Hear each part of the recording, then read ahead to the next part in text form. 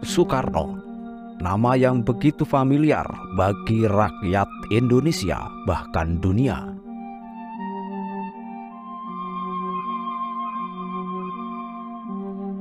Putra sang fajar, sang proklamator kemerdekaan Indonesia, sang penyambung lidah rakyat, perumus dasar negara Pancasila. Saudara-saudara sebangsa dan setanah air, kalau jadi Hindu jangan jadi orang India, kalau jadi Islam jangan jadi orang Arab, kalau jadi Kristen jangan jadi orang Yahudi. Tetaplah jadi orang Nusantara dengan adat budaya Nusantara yang kaya raya ini. Terlahir di Surabaya 6 Juni 1901 di Jalan Paneleh, Gang Pandean 4, Kelurahan Paneleh, Kecamatan Genteng, dengan nama Kusno Sosrodiharjo, dari pasangan Raden Sukemi Sosrodiharjo dan Ida Ayu Nyoman Rai.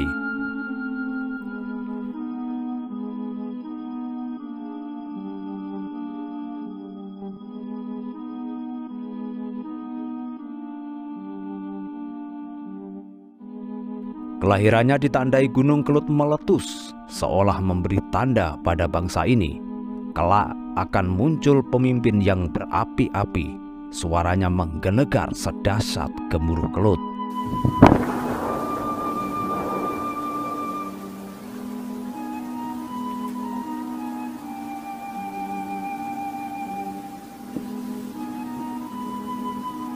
Namun, Kusno kecil sering didera berbagai penyakit, malaria, disentri, dan sejumlah penyakit lainnya.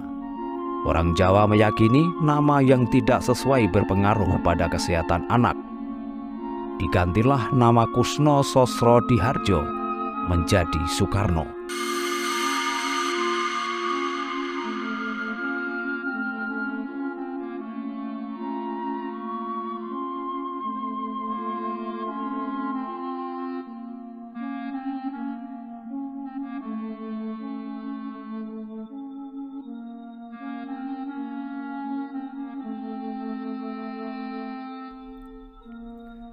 Masa kecil Soekarno sering berpindah-pindah mengikuti tugas sang ayah yang seorang guru. Di Surabaya, Mojokerto, Jombang, Blitar, dan pernah tinggal bersama kakeknya di Tulungagung, Jawa Timur.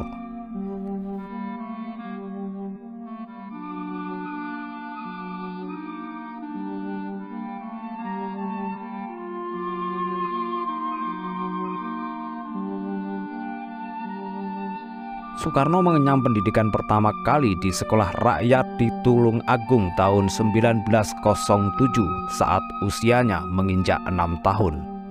Diasuh kakeknya, Raden Harjokromo.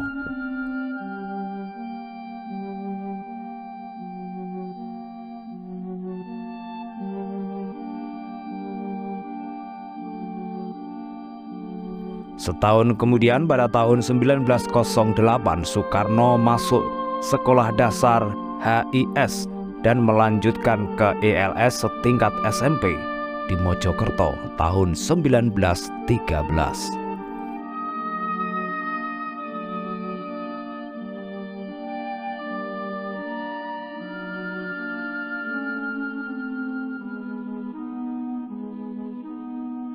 Lulus ELS, Soekarno melanjutkan pendidikannya di HBS, sekolah setingkat SMA, di Surabaya tahun 1916, dan tinggal di rumah kos milik pahlawan pergerakan Hos Cokro Aminoto, seorang tokoh syarikat Islam.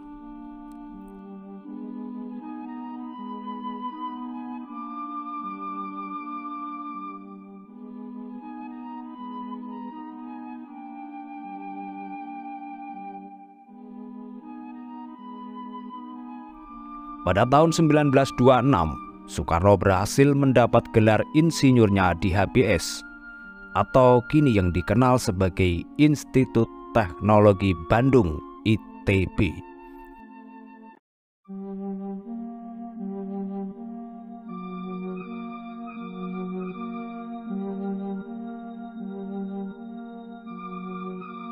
Setahun setelahnya, putra Sang Fajar tersebut mendirikan partai pertamanya, Partai Nasional Indonesia, yang kelak bertransformasi menjadi Partai Demokrasi Indonesia Perjuangan, gerbong politik putrinya, Megawati Soekarno Putri.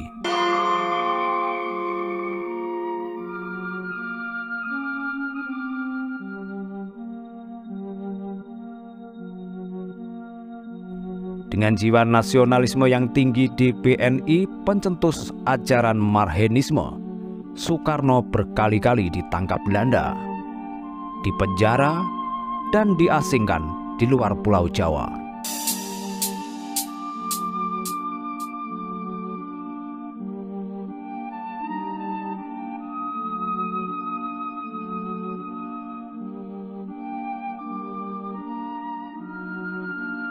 Singkat cerita, dengan perjuangan yang melelahkan dan penuh pengorbanan, Soekarno bersama patriot-patriot bangsa lainnya berupaya mati-matian mewujudkan cita-cita rakyat terbebas dari penjajahan.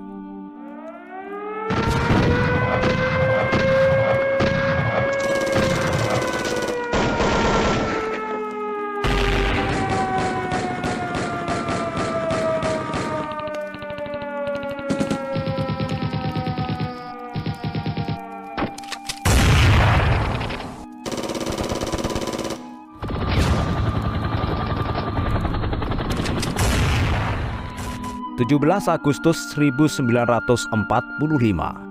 saat Indonesia dalam cengkeraman Jepang, Soekarno bersama Muhammad Hatta memproklamasikan kemerdekaan bangsa Indonesia sesaat setelah Jepang menyerah tanpa syarat pada tentara sekutu.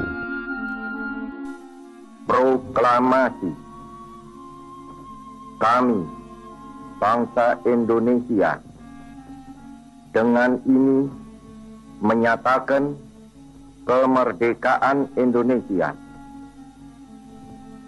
Hal-hal yang mengenai pemindahan kekuasaan dan lain-lain diselenggarakan dengan cara saksama dan dalam tempo yang sesingkat-singkatnya. Jakarta, 17 Agustus 1945, atas nama bangsa Indonesia, Soekarno Hatta. Soekarno diangkat menjadi presiden dan Muhammad Hatta sebagai wakilnya, dan dikenal dengan Twi Tunggal, Soekarno-Hatta.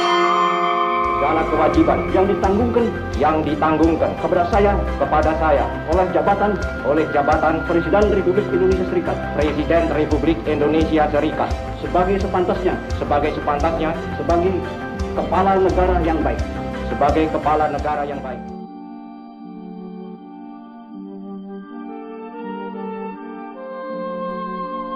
Soekarno, ahli pidato, orator ulung dengan suara yang menggelegar bak letusan kelut, selalu membius jutaan rakyat Indonesia dengan kata-kata mutiara patriotismenya yang dikenang hingga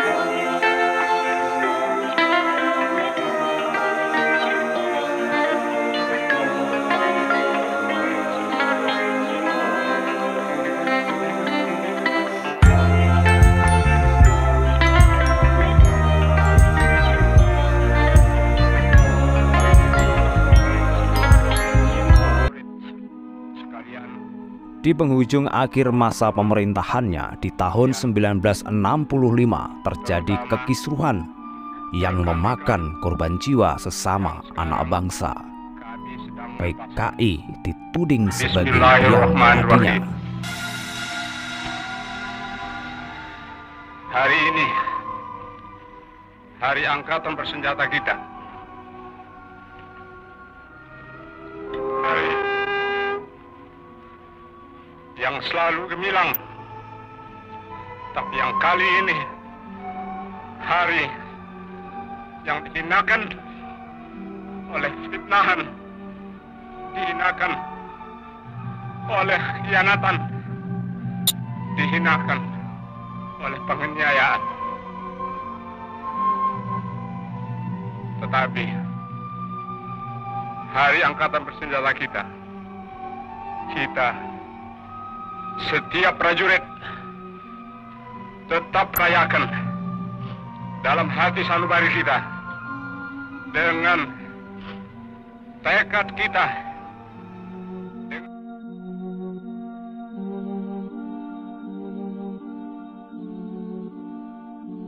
Setelah itu, Orde Baru Presiden Soeharto datang menggantikan Orde Lama masa kepemimpinan Soekarno. Sejak saat itu, kesehatan Soekarno mulai menurun. Penyakit ginjalnya mengkomplikasi ke darah menuju otak dan jantung. Kondisi itu dilalui Soekarno dalam masa menjadi tahanan politiknya 60.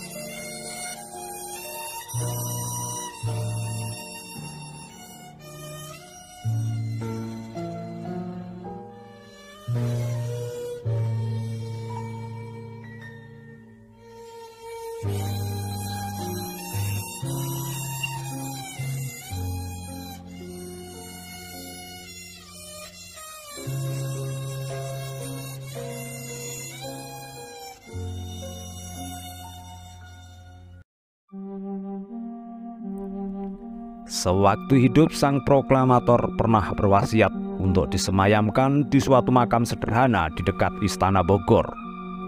Namun Soeharto memutuskan sang penyambung lidah rakyat dimakamkan di pemakaman umum di Blitar, Jawa Timur, di samping makam ibunya, Ida Ayu Nyoman Rai. Jutaan rakyat Indonesia mengharu biru menghantarkan putra sang fajar, proklamator Indonesia, ke peristirahatan terakhirnya.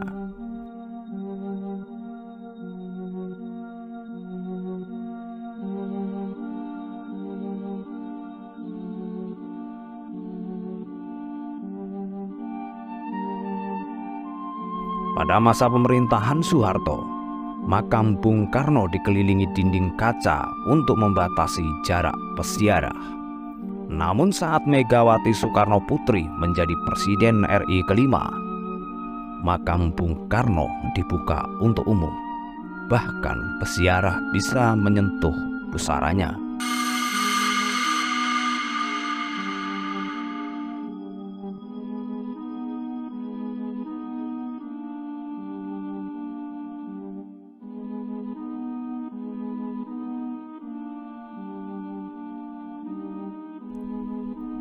Makam Bung Karno disebut juga Astono Mulyo, terletak di Bandogrit, Kecamatan Sanan Wetan, Kabupaten Blitar, Jawa Timur. Tak jauh dari pusat kota, kurang lebih 2 km dari alun-alun kota Blitar.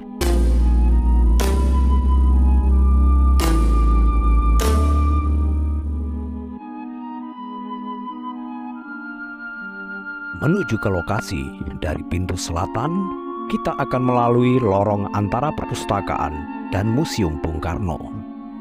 Disambut patung besar sang proklamator duduk menyilangkan satu kaki dengan sorot mata penuh wibawa.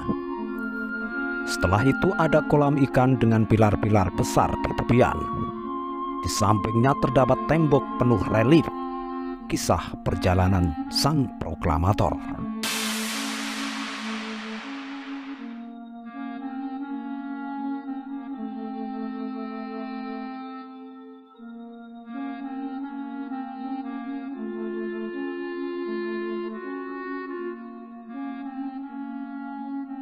Pintu masuk ke makam diapit 2 gapura besar, menjulang tinggi dengan gagahnya.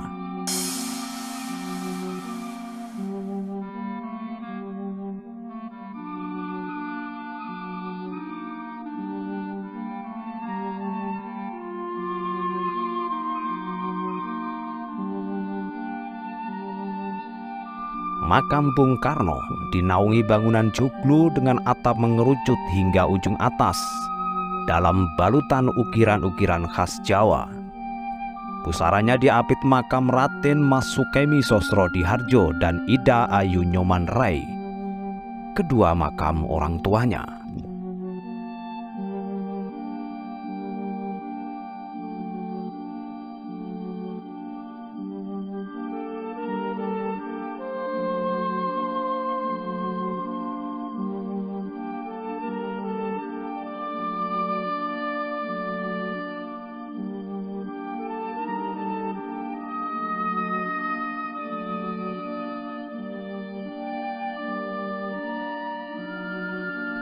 Nisan pusara sang proklamator terbuat dari batu pualam besar berwarna hitam dengan tulisan, "Di sini dimakamkan Bung Karno, proklamator kemerdekaan dan Presiden pertama Republik Indonesia, penyambung lidah rakyat."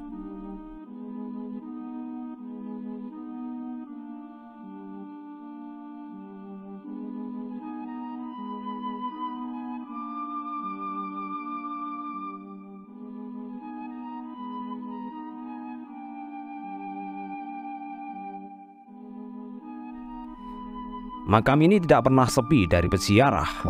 Puluhan ribu orang mengunjungi makam sang pencetus Pancasila ini setiap tahunnya.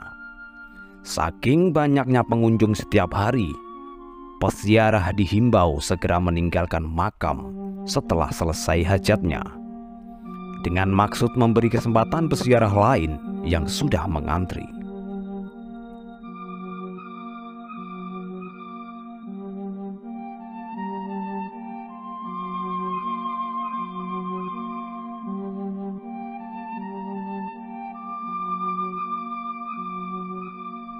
Keluar dari Astono Mulyo, pengunjung hanya bisa melalui satu pintu keluar, berupa lorong kecil penuh penjual souvenir di kanan kirinya. Mulai dari kerajinan tangan, pernak-pernik Soekarno, hingga berbagai macam pakaian.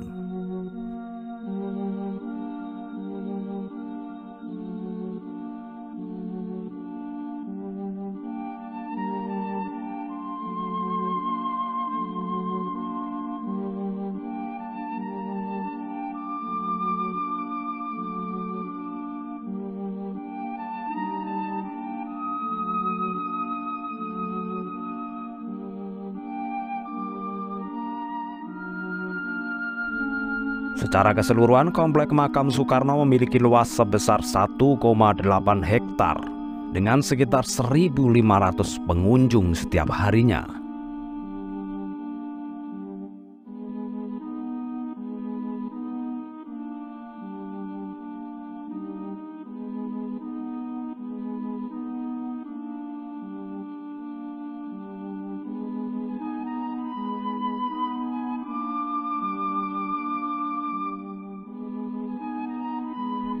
Terakhir, ingat pesan Bung Karno.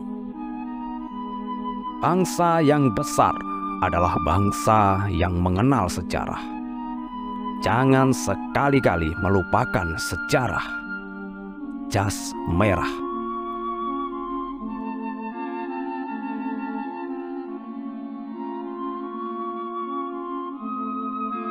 Orang tidak bisa mengabdi kepada Tuhan dengan tidak mengabdi kepada sesama manusia.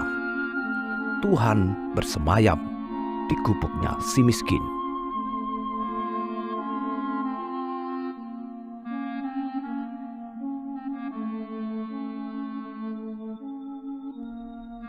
Jadikan deritaku ini sebagai kesaksian bahwa kekuasaan seorang presiden sekalipun ada batasnya. Karena kekuasaan yang langgeng hanya kekuasaan rakyat, dan di atas segalanya adalah kekuasaan Tuhan yang Maha Esa.